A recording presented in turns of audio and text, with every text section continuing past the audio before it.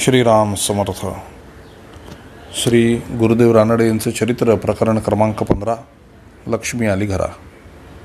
तुष्टोसी त्वं दयासिद्धो किमं नैर्मर्मं लक्षणे. अलाहाबादचे आमंत्रण.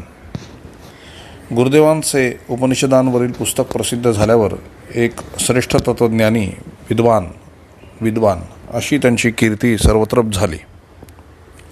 संस्कृत भाषेचा सखोल अभ्यास, इंग्रजी भाषेवरील प्रभुत्व, भारतीय व पाश्चात्य तत्त्वज्ञानाचा तौलनिक अभ्यास, रचनात्मक पद्धतीने विषय मांडवायची कला इत्यादी गुण त्या ग्रंथामध्ये असलेले पाहून अलाहाबाद विश्वविद्यालयाचे उपकुलपती गंगानाथ झा त्यांच्याकडे आकर्षिले गेले.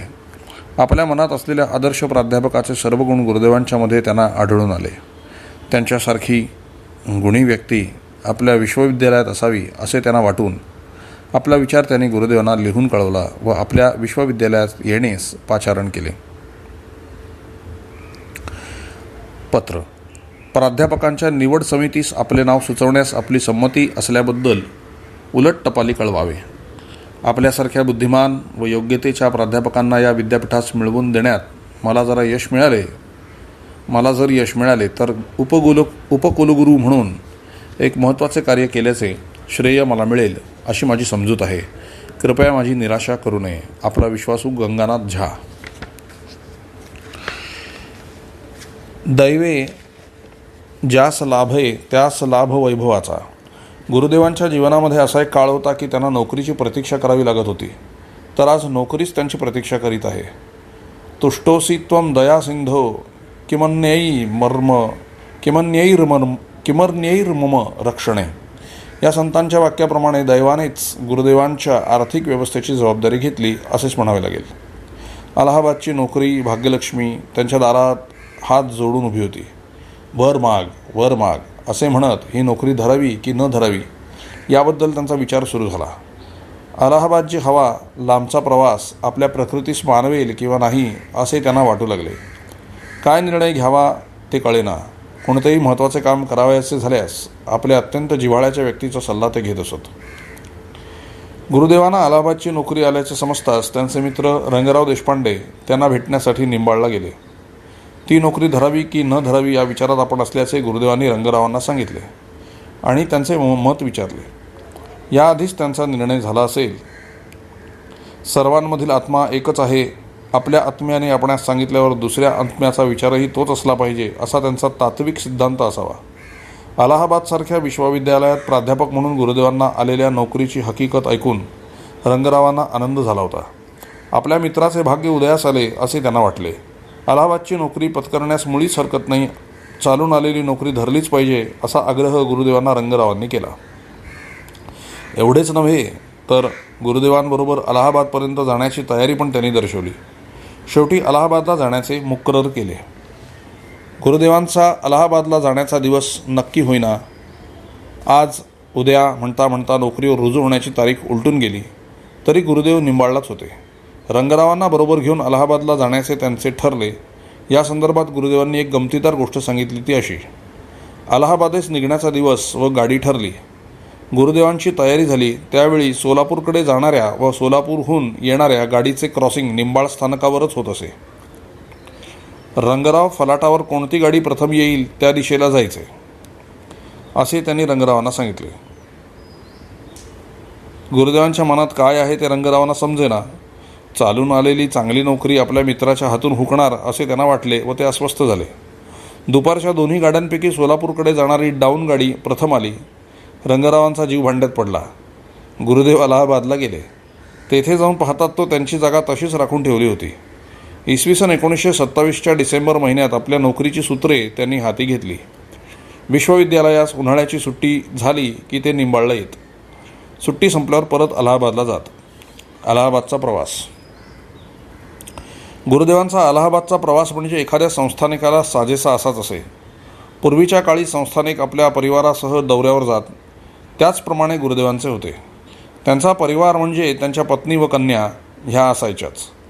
त्याशिवाय 3-4 विद्यार्थी, स्वयंपाकासाठी बाई, टंकलेखक, काही वेळा 1-2 नामधारक, 3-4 गडी, घरकामाची बाई असा हा त्यांचा परिवार निंबाळहून निघत असे. बरोबरीच्या लोकांचा प्रवास व इतर खर्च गुरुदेव करीत.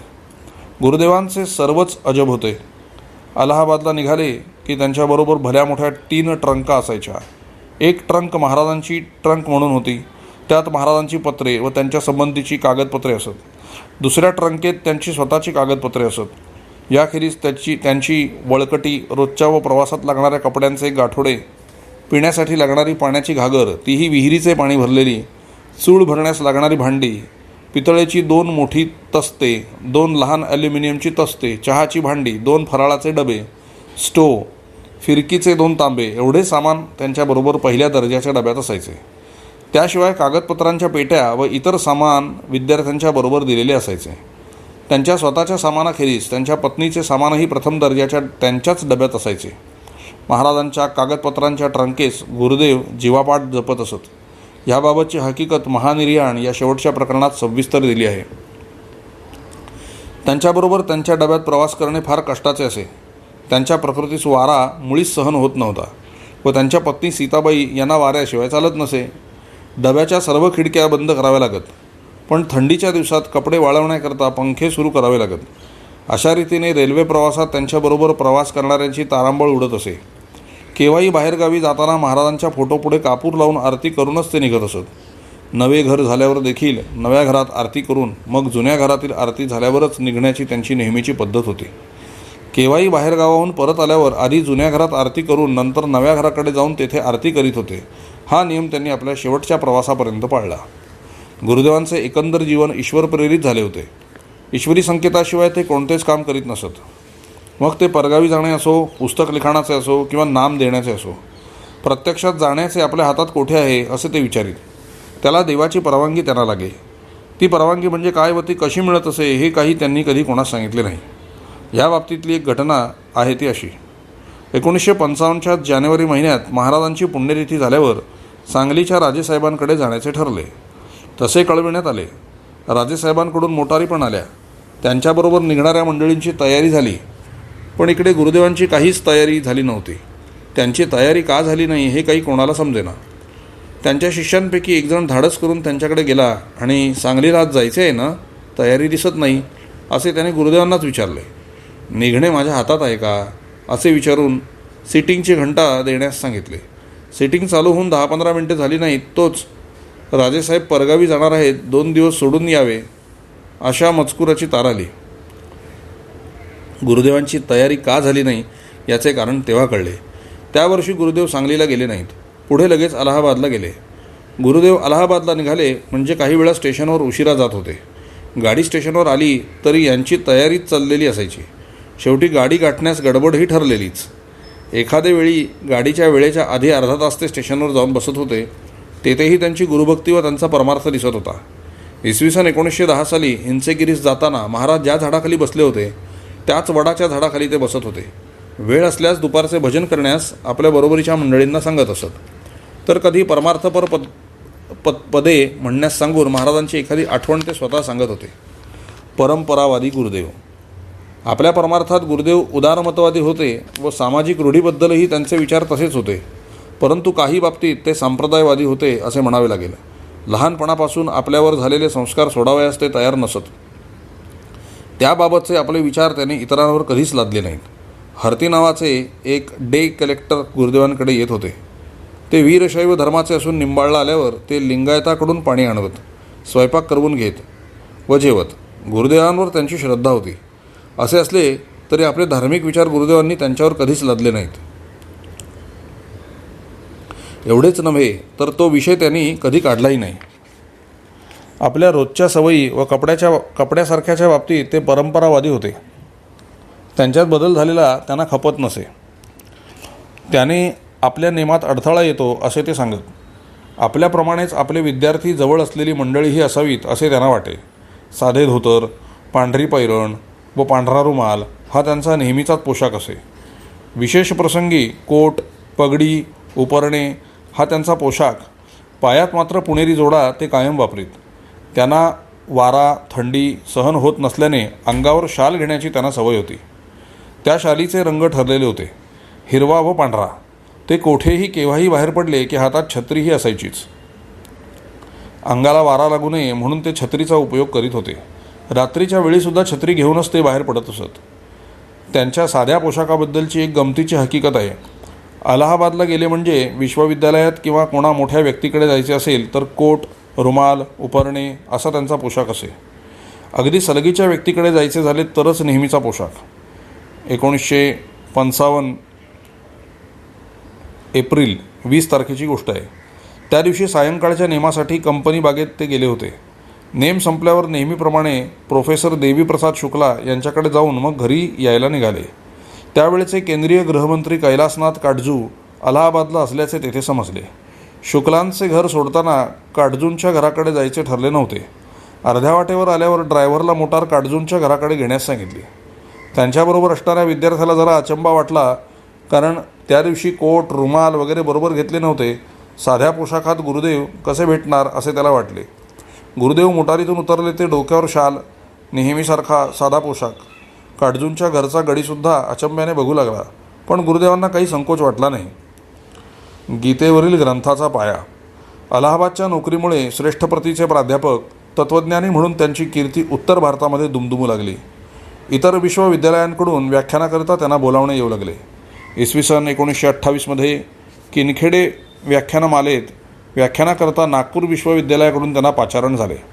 आता उरलो उपकारापुरता या तुकारामांच्या वचनाप्रमाणे खऱ्या परमार्थाचा प्रसार करण्याचे ध्येय त्यांच्या हृदयामध्ये सतत जागृत होते. ते ध्येय साधण्यासाठी आपला आवडता ग्रंथ भगवद्गीता याच्यावर व्याख्यान देण्याचे त्यांनी ठरवले. भगवद्गीता साक्षात्काराचे तत्त्वज्ञान हा विषय त्यांनी निवडला. पुढे 28 वर्षानंतर इसवी सन 1928 साली दिलेल्या व्याख्यानाच्या टिपणांच्या आधारे त्यांनी एक ग्रंथ लिहिला. त्यांच्या हयातीत पूर्ण झालेला व प्रसिद्धीस गेलेला हा शेवटचा ग्रंथ होय. गीतेवरील गुरुदेवांच्या या ग्रंथाचा एक इतिहास आहे. भगवद्गीतेवर एक स्वतंत्र ग्रंथ लिहिण्याचा आपला विचार असल्याबद्दल लोकमान्य टिळकांना त्यांनी सांगितले. मंडालेहून आल्यावर लोकमान्य टिळकांनी आपला गीता रहस्य ग्रंथ प्रसिद्ध केला. त्याला चांगली प्रसिद्धी मिळाली. तो ग्रंथ इंग्रजी भाषेत छापून प्रसिद्ध केल्याने आपल्या कर्मयोगाच्या सिद्धांताचा जगात प्रसार होईल असे लोकमान्यांना वाटले. तत्त्वज्ञान, संस्कृत व इंग्रजी या तिन्हीवर प्रभुत्व असलेल्यांना ते कार्य सोपवण्याचा त्यांनी विचार केला. या तिन्ही विषयांवर प्रभुत्व मिळवलेले गुरुदेवांखेरीज दुसरे कोणी त्यांना दिसले नाही. झाले तर त्यांच्याकडूनच ते काम होईल असे त्यांना वाटून गीता रहस्याचे भाषांतराचे काम तुम्ही हाती घेऊन ते पूर्ण करून दिल्यास एक भलीमोठी रक्कम तुम्हास मिळेल असे लोकमान्यांनी त्यांना सांगितले. लोकमान्यांचा कर्मयोग आपल्या मार्गाशी व ध्येयाशी विसंगत आहे असे गुरुदेवांचे मत आहे. शिवाय एवढ्या मोठ्या ग्रंथाचे भाषांतर करण्यास त्यांना वेळही नव्हता. गीता ग्रंथाच्या आधारावर आपला साक्षात्काराचा सिद्धांत जगापुढे त्यांना मांडावयाचा होता. या सर्व कारणांमुळे गुरुदेवांनी त्यांना विनयपूर्वक नकार दिला.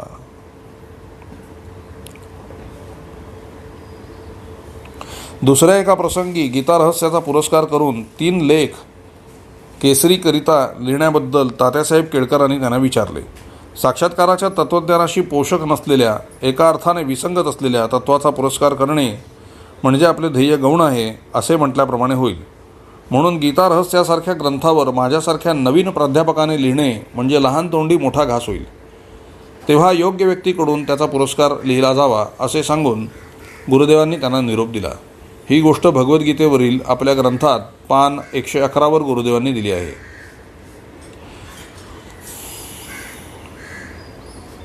श्रीराम. गीता रहस्यातील लोकमान्यांचा कर्मयोगाचा सिद्धांत आपणास मान्य नसल्याचे भगवद्गीता साक्षात्काराचे तत्त्वज्ञान या ग्रंथात खालीलप्रमाणे गुरुदेवांनी सांगितले आहे. या ग्रंथाच्या शिरोलेखात दर्शवल्याप्रमाणे आमच्या मते ईश्वर साक्षात्कार हीच भगवद्गीतेतील अपूर्वता, नाविन्यता व श्रेष्ठता आहे. आपल्या ध्येयावरील निष्ठेच्या पायी कीर्ती व पैसा या दोहांचाही त्यांनी त्याग केला. अखेरपर्यंत त्यांनी आपल्या ध्येयनिष्ठेची अत्यंत जागरूकतेने व उत्तम रीतीने जोपासना केली. इसवी सन 1908-1909 पासून गीतेचे त्यांचे वाचन चालू होते. इसवी सन 1942-43 गीतेतील निरनिराळ्या अध्यायातील समान विचारांचे श्लोक एकत्र आणले. त्यातील पुनरुक्तीचे श्लोक काढून टाकून श्लोकांच्या एकेका समूहाला शीर्षक देऊन ध्यानाला पोषक अशी साररूप पुस्तिका तयार करण्यात आली. त्याला ध्यानगीता असे नाव दिले. ध्यानगीतेचे काम चालले असता आपल्याजवळ असलेल्या एका शिष्यास ते म्हणाले, हे पहा, गीतेवरचा माझा अभ्यास इसवी सन 1917 पासून चालू आहे. याच पुस्तिकेच्या आधारावरून गीतेवरील आपला ग्रंथ Bhagavad Gita philosophy of God realization, Bhagavad Gita साक्षात्काराचे तत्त्वज्ञान, त्यांनी 1956 साली लिहिला. हा ग्रंथ लिहिताना गुरुदेवांचे परमार्थरूपी फळ पक्व झाले होते. यात आपल्या ज्ञानाचे, बुद्धीचे व साक्षात्काराचे सार त्यांनी ओतले आहे. मिस्टिसिझम इन महाराष्ट्र, महाराष्ट्रातील साक्षात्कारवाद. गुरुदेवांच्या जीवनातील इसवी सन 1924 ते 33चा काळ म्हणजे ग्रंथरचना करून महाराजांच्या भक्तीचा व त्यांच्या सिद्धांताचा प्रसाराचा काळ म्हटला पाहिजे. आत्मसाक्षात्कार ही एक किमया नसून तर्क अधिष्ठित व स्वअनुभवावर आधारलेले शास्त्र आहे. हे जगाला पटवून देण्याचा त्यांच्या जीवनातील महत्त्वाचा हा काळ होय. आपल्या अनुभवाच्या निकष ग्राव्यावर घासून त्याची सत्यता पटलेले आत्मज्ञानाचे सिद्धांत व आपल्या गुरुकडून मिळालेल्या भक्तिमार्गाचा संदेश मराठी संत वाङ्मयातून पटवून देण्याचा त्यांचा विचार होता. त्यानुसार साक्षात्काराशी संबंधित अशा लिखाणाची विभागणी करून मराठी संत वाङ्मयाचा संग्रह करण्यात आला. तो संग्रह वचनामृते या सदराखाली प्रसिद्ध झाला. अशा प्रत्येक संग्रहाला एक विस्तृत अशी प्रस्तावना त्यांनी लिहिली. मराठी भाषेतील ही वचनामृते इंग्रजी भाषेत अनुवादित करून सुदीर्घ अशी एक प्रस्तावना त्याला जोडून मिस्टिसिझम इन महाराष्ट्र हा ग्रंथ त्यांनी प्रसिद्ध केला. पाश्चात्य व महाराष्ट्र संतांच्या आत्मानुभवाचे तौलनिक विवेचन करून महाराष्ट्र संतांचा आत्मानुभव पाश्चात्य संतांच्या अनुभवापेक्षा कोणत्याही रीतीने कमी नव्हता. इतकेच नव्हे तर त्यांच्यापेक्षा एक तसू जास्तच होता, असे त्यांनी आपल्या प्रस्तावनेत दाखवून दिले आहे. अध्यात्मशास्त्राच्या मूलभूत तत्वांचा या ग्रंथाने त्यांनी या जगास परिचय करून दिला. आपल्या सद्गुरूंनी सांगितलेली अध्यात्म तत्त्वे कशी त्रिकालबाधित सत्य आहेत हे या ग्रंथात त्यांनी दाखवले आहे. सद्गुरूकडून मिळालेल्या सबीज मंत्राच्या ध्यानाने साक्षात्कार करून घेण्याची शक्ती जागृत करता येते. पुन्हा एकदा सांगतो, सद्गुरूकडून मिळालेल्या सबीज मंत्राच्या ध्यानाने साक्षात्कार करून घेण्याची शक्ती जागृत करता येते आणि ती शक्ती या मानवदेहातच आहे, असे त्यांनी स्पष्ट शब्दात सांगितले आहे. याची जन्मी याची डोळा ब्रह्माचा सोहळा अनुभवास येणे शक्य आहे, असा महाराष्ट्र संतवाणीतून त्यांनी जगास निर्वाळा दिला. आत्मानुभवाला जातपात, पंथ, धर्म, स्थल, काल याची बंधने नसतात. जगातील सर्व संतांचा आत्मानुभव एकच आहे. हे आत्मानुभवी संत म्हणजे अध्यात्माच्या आकाशामध्ये चमकणारे तारे आहेत, असे सांगून आत्मानुभवाचे विश्वमान्यत्व त्यांनी या ग्रंथाच्या प्रस्तावनेत सूचित केले आहे. वरील त्यांच्या सिद्धांतांना आत्मप्रचिती, गुरुप्रचिती व शास्त्रप्रचितीचे प्रमाण होते. या ग्रंथामुळे साक्षात्कारी तत्ववेत्ता म्हणून त्यांची कीर्ती झाली आणि श्रेष्ठ तत्ववेत्ता म्हणून गुरुदेवांना इसवी सन 1937 साली भरलेल्या भारतीय तत्त्वज्ञान संमेलनाच्या अध्यक्षपदाचा मान मिळाला. या महत्त्वाच्या सभेपुढे बोलताना आत्मज्ञानाची सत्यता पटवून देण्याच्या विचाराने फिलॉसॉफी ऑफ स्पिरिट, आत्म्याचे तत्त्वज्ञान हा विषय त्यांनी घेतला. उपनिषदावरील आपल्या ग्रंथामध्ये constructive survey of Upanishadic philosophy, साक्षात्कार व विज्ञान हे परस्पर विरोधी नसून ते एकमेकांशी पोषक व पूरक असल्याचे आधुनिक जगास पटवून देणे आवश्यक असल्याबद्दल त्यांनी लिहिले आहे. आपले ते विचार साधारण जगास पटवून देण्यास हा विषय त्यांनी घेतला असावा. विज्ञान व आत्मज्ञान एकमेकास पोषक असून त्यांच्यात विरोध नाही, हे त्यांनी आपल्या व्याख्यानात सोदाहरण सिद्ध केले आहे. ते म्हणतात, पदार्थशास्त्र, जीवशास्त्र व नाडीशास्त्र अशा शास्त्रांतील आधुनिक संशोधनाचा परामर्श घेऊन आत्मा हाच एकमेव सत्य आहे हे सिद्ध करण्याकडे त्यांचा कल कसा आहे आणि भारतातील श्रेष्ठ ऋषींनी व तत्त्ववेत्यांनी मांडलेल्या सिद्धांताशी पाश्चात्य विचाराचा कसा समन्वय करता येईल याविषयी मी सांगणार आहे. आत्मा एकच सत्य आहे.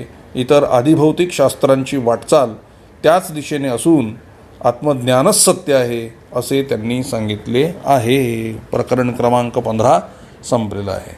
आता प्रकरण क्रमांक 16 उद्याच्या प्रवचनामध्ये आपण पाहणार आहोत, उद्याच्या भागात आपण पाहणार आहोत. जानकी जीवनस्मरण जय जय राम.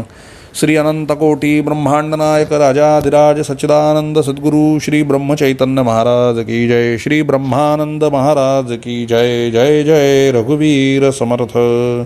जय सिया राम.